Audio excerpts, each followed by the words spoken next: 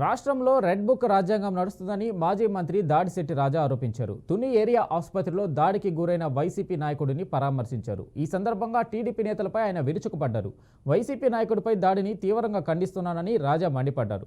కూటమి ప్రభుత్వం అధికారంలోకి వచ్చాక వైసీపీ కార్యకర్తలను దారుణంగా వేధిస్తున్నారని ఆయన ఆరోపించారు.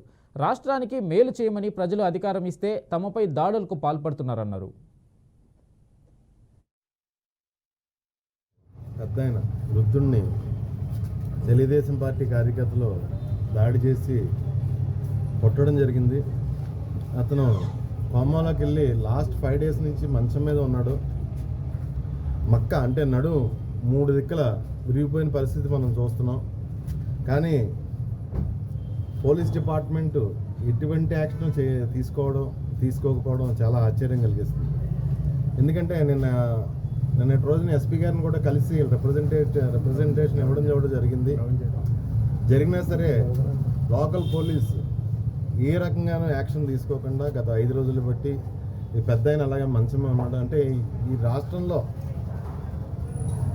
ప్రజలకు ఏ రకమైన మెసేజ్ ఇస్తున్నారు అంటే తెలుగుదేశం పార్టీ కార్యకర్తలు కొట్టేసి నడుము ఎరగొట్టేసినా సరే పోలీసులు చర్య తీసుకోరు, మీ నచ్చినట్టు చేసుకోండి అని చెప్పేసి రెడ్ బుక్ రాజ్యాంగం ద్వారా మీరు ఏ రకమైన మెసేజ్ ఇస్తున్నారో నాకైతే అర్థం కావట్లేదు.